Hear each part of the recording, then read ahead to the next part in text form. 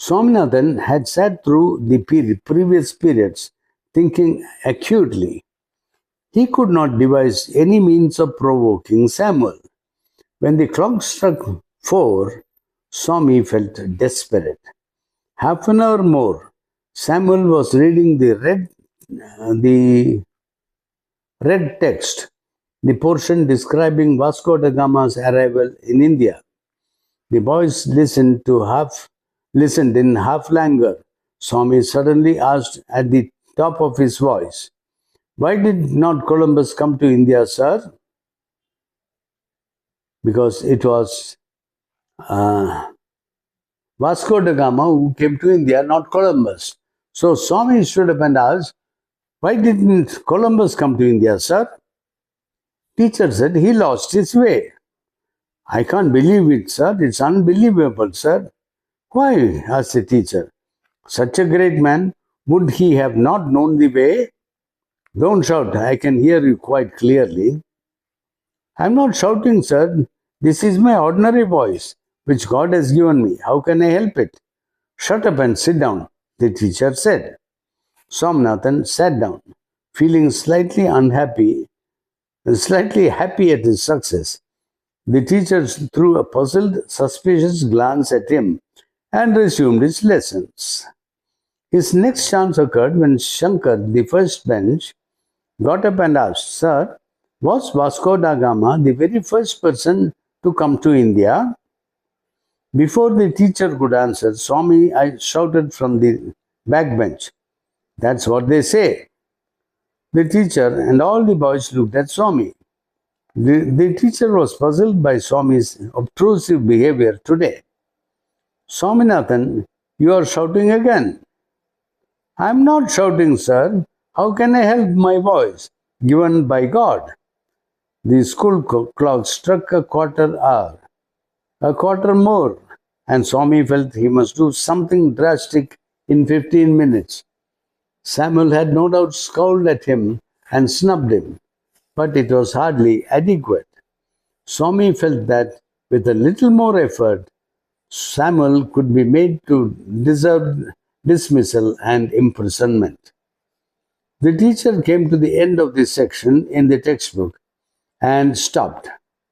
He proposed to spend the remaining few minutes putting questions to the boys. He ordered the whole class to put away their books and asked someone in the class, "What is the date of Vasco da Gama's arrival in India?" Swaminathan stood up and shouted, 1648, December 20. "You needn't shout," said the teacher. He asked, "Has your headache made you mad?" "I have no headache now, sir," replied the thunderer. This Swami brightly. "Sit down, you idiots." Swami thrilled at being called an idiot. The teacher said, "Sit down, you idiot." And Swami was thrilled that teacher had called him an idiot. "If you get up again, I will cane you," said the teacher. Swami sat down, feeling happy at the promise. The teacher then asked, "I am going to put a few questions on the Mughal period. Among the Mughal emperors, whom would you call the greatest? Whom the strongest? Whom the most religious emperor?"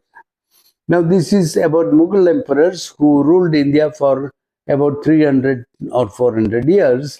So, it's part of history.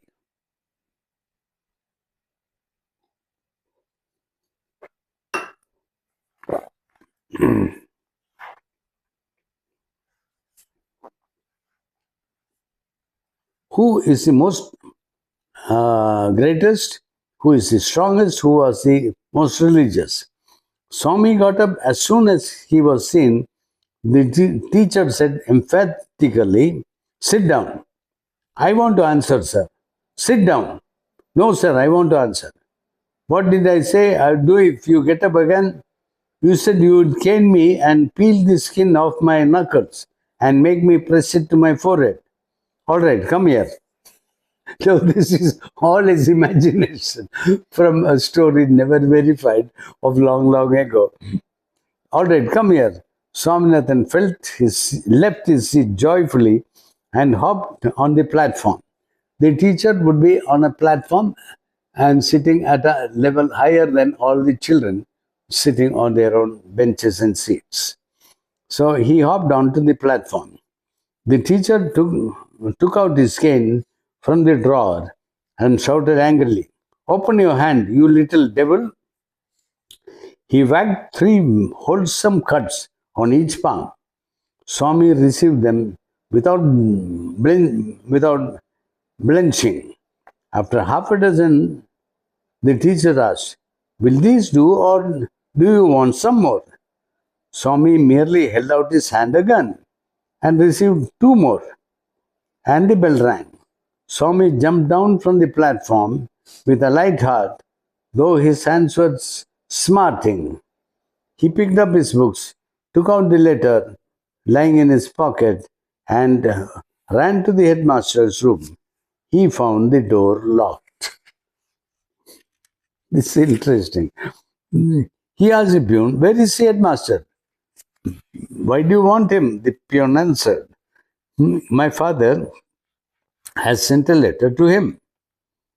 He has taken the afternoon off and won't come back for a week. You can give the letter to the assistant headmaster. He will be here now." "Who is he?" "Your teacher, Samuel. He'll be here in a second." My God. So Samuel is going to be the person receiving the letter. He'll be here in a second. Swaminathan fled from the place. As soon as Swami went home with the letter, father remarked, "I knew you wouldn't deliver it, you coward." "I swear our headmaster is on leave," Swaminathan began. Father replied, "Don't lie in addition to being a coward." Swami held up the envelope and said, "I'll give this to the headmaster as soon as he is back." Father snatched it from his hand, tore it up, and thrust it into the waste paper basket under his table. He muttered, "Don't come to me for help, even if Samuel throttles you. You deserve your Samuel."